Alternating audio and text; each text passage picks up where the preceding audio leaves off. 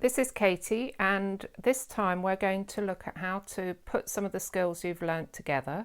If you followed the first two videos, you've learnt how to make a chain and do a double crochet in a straight line, and now you can make some of these things, which could be a face cloth, or they could be a bit larger if you like and be made into a dishcloth for the kitchen instead of using disposable wipes. They're made of cotton and you can just pop them in the washing machine.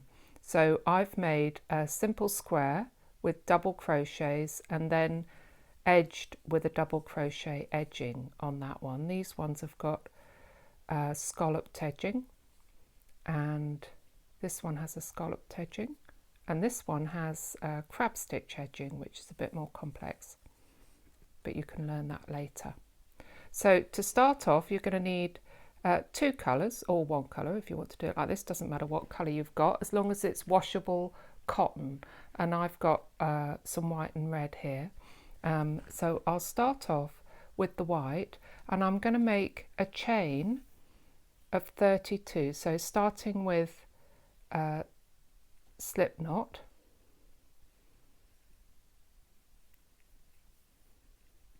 and then we're going to make a chain of 32, so you can just count them as you go along.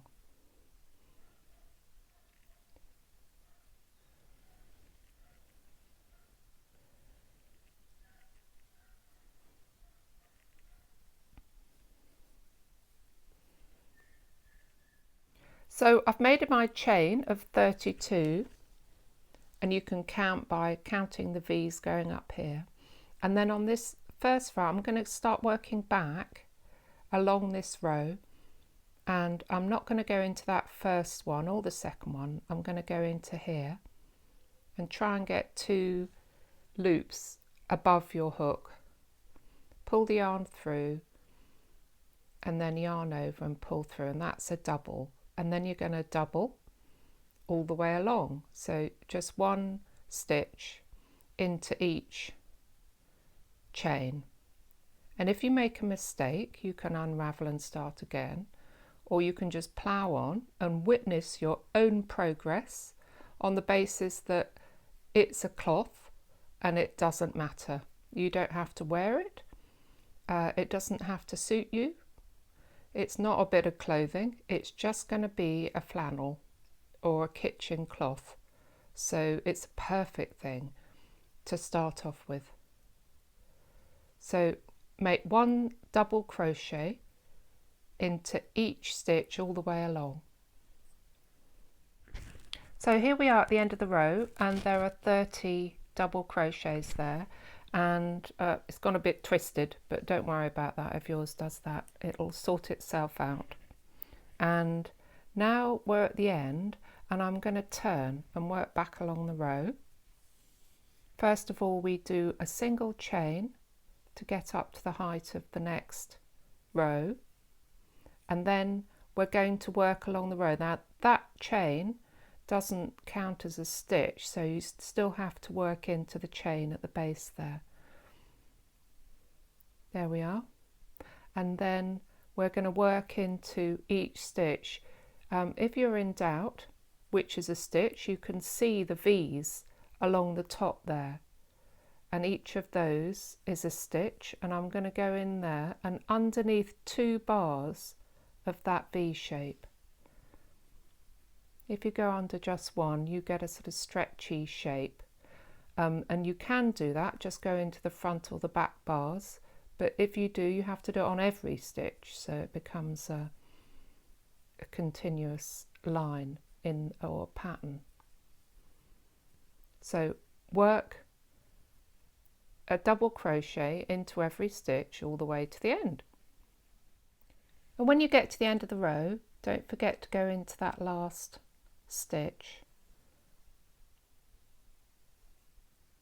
and make your last double, and then we're going to turn again and go back along the row, 1 chain.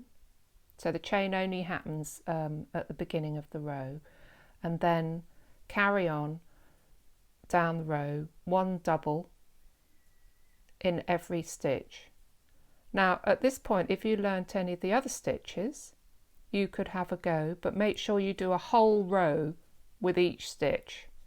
Otherwise you'll have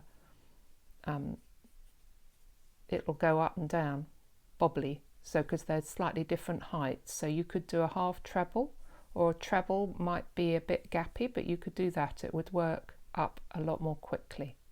So keep going until you've got a bit more of a length. So here you can see I've done quite a few rows. That was a couple of good episodes of the Ozarks, and I actually ran out of yarn halfway and had to join in another bit of yarn. And I want to make my flannel square, so in order to do that you can fold up the sides to see if you've got a full square. And look, I've got maybe 2 or 3 more rows to do, and then I'll be square.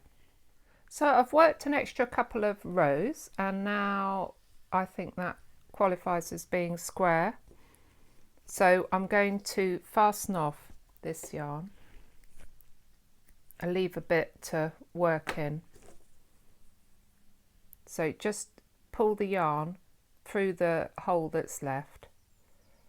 There we are. And now I'm going to do an edging. So my edges aren't too bad. I've seen worse. And but the edging's great because it covers up all the little bobbly bits here. So I'm going to start at this corner for the want of somewhere else, and I've got another colour, so I'm going to use red so it shows up nicely. And I'm just going to pull the yarn through the first row of stitches and make a slip stitch there to secure it, and then I'll do 1 chain, and now I'm going to do doubles into each stitch, so not the edge but down in here. So I'm going to go down into that row below. Normally you work into a stitch, that's what we've been doing, but this is working into that space a bit further down. There, I'll hold this a bit closer so you can see. And I like this pattern because you get these little V shapes for the stitches. So each stitch makes a little V, and I'm holding that loose end, you see, round the back. Don't worry if you don't do that, because you can just sew it in or pull it in with a crochet hook later on. So work all the way round till you get to a corner.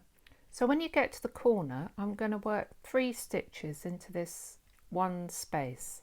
So it's the last hole along that line. So there's the first one, and then that will enable you to go to the corner and then turn the work round and do another double just there. And I happen to have this loose end here, so I'll hold that at the back and work it in. And now we're going to work round the sides, so you can either go into that hole there, which is fine, or you can go into the one a bit lower below, but I think it looks fine in this hole here, and keep going all the way down the row. So 3 doubles in each corner.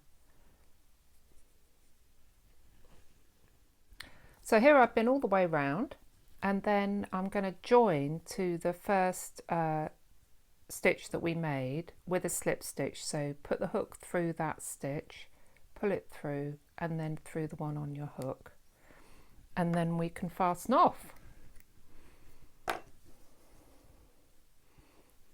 And pull that through the last stitch. Ta-da! You just need to sew in the ends, of which I have a few. And these cloths are just brilliant. I use them all the time. I've got dishcloths and face cloths, and of slightly different sizes and colours, and they're better after they've been washed a few times, and they become much more absorbent. So there you go. Make your own face cloth.